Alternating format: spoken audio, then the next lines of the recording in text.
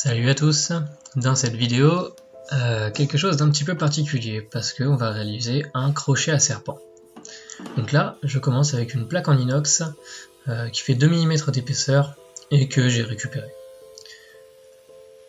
Donc comme d'habitude, je commence avec un petit peu de travail à la meuleuse. Le but ici, ça va être d'abord façonner mes angles et aussi de délimiter en fait la portion que je vais utiliser. On a relativement peu de travail à la meuleuse étant donné que les formes ne sont pas très compliquées. Après avoir découpé tout ça, je passe à un disque à lamelles pour adoucir tous mes angles et surtout pour épavurer.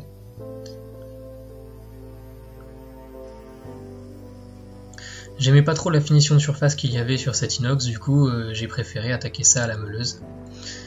Ça enlevait déjà au moins l'espèce de surface industrielle que j'aimais pas du tout. Une fois qu'on a fait le gros travail à la meuleuse, on va pouvoir passer à la ponceuse à bande. Ici le but c'est juste de rendre tous les bords bien plats et surtout d'enlever toutes les arêtes. Et comme j'étais pas satisfait du résultat à la meuleuse, je me suis servi de la roue pour pouvoir mettre un fini brossé en fait sur l'inox. Ensuite, il faut plier ça pour lui donner une forme de crochet. Donc sans aide de l'étau, c'est un petit peu compliqué. Je suis pas quelqu'un d'incroyablement costaud et surtout l'inox a tendance à se durcir assez rapidement par écrouissage. Mais finalement, je m'en suis assez bien sorti. Alors, le terme de crochet est un petit peu presque exagéré ici, parce que en fait la base, en fait, le support est très large comme vous pouvez le voir, et ça en fait c'est parce que c'est destiné à des gros serpents. Ça va éviter un contact trop désagréable entre enfin si le crochet est trop petit en fait c'est très désagréable pour les gros serpents. Du coup j'ai décidé de faire ça pour les plus gros serpents et ça peut aussi bien être utilisé sur les petits. Donc j'ai soudé un morceau de fer à béton pour faire le manche, et étant donné que je suis loin d'être un très bon soudeur, il faut que je nettoie un petit peu tout ça à la meuleuse. Et là je délimite une petite portion dans le manche en la rendant droite et ronde pour que je puisse l'insérer dans un manche. D'abord tout ça à la meuleuse et ensuite un petit coup de papier de verre histoire de corriger les petits défauts.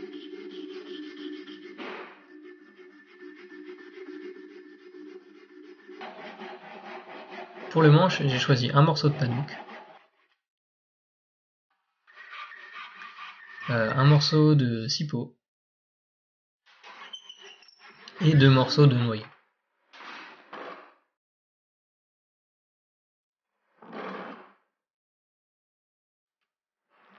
Ce noyer-là, j'avais déjà commencé à l'utiliser pour un autre projet, mais ça s'est pas bien engagé, du coup j'ai décidé d'utiliser un autre bois. Et plutôt que de jeter la plaque que j'avais déjà découpée, j'ai préféré m'en servir ici. On colle tout ça à la colle à bois. Donc il y a plusieurs étages et ça va faire une jolie alternance de couleurs. Et après avoir testé cette colle, je sais qu'elle tient bien, il n'y a aucun souci là-dessus. Je me suis notamment rendu compte lorsqu'il a fallu découper le manche, les petites lamelles que j'ai retirées, donc là le collage, enfin les lamelles collées comme ce qui vient de tomber là, j'ai pas réussi à les casser à la main. Et en cassant dessus au marteau, c'est le bois qui a cassé et pas l'endroit où ça a été collé. Donc c'est bel et bien très solide.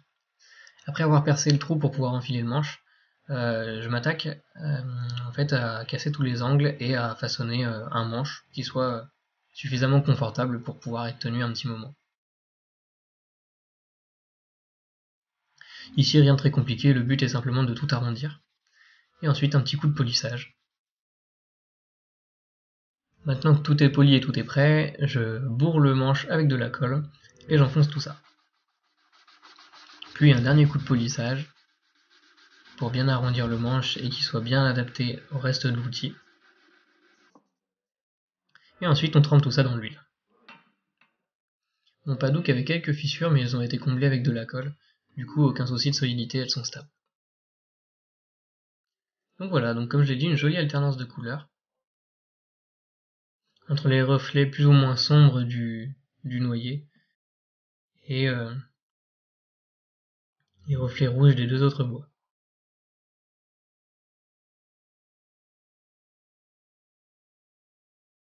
Donc voilà, je suis vraiment fan de cette association de couleurs.